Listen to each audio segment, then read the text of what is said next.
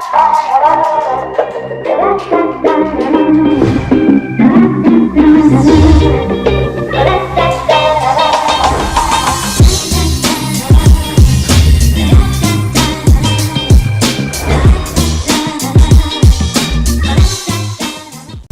Blade V9 is kind of an elusive device, having already missed launch window early this year.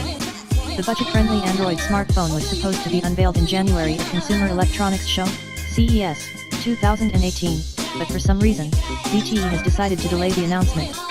It appears that sources familiar with ZTE's plans claim that Blade V9 will finally be introduced later this month at Mobile World Congress, MWC, 2018 trade fair. Why is the ZTE Blade V9 so important? Well, this could become the cheapest Android smartphone in the US to feature an 18:9 display.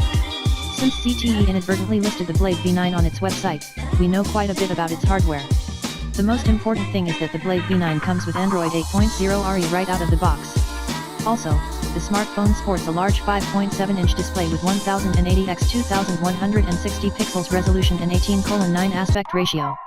Surprisingly, ZTE's budget-friendly handset comes with a dual-camera setup that consists of one 6MP and 5MP sensors.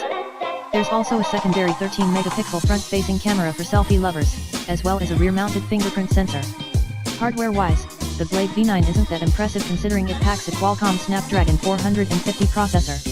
It's unclear how much RAM it will pack in the US since it comes in multiple variations, 2GB, 3GB, and 4GB. We have yet to learn how much it will cost and when it will be launched in the United States, but we'll surely know more details later this month if ZTE is indeed planning to go official with the Blade V9.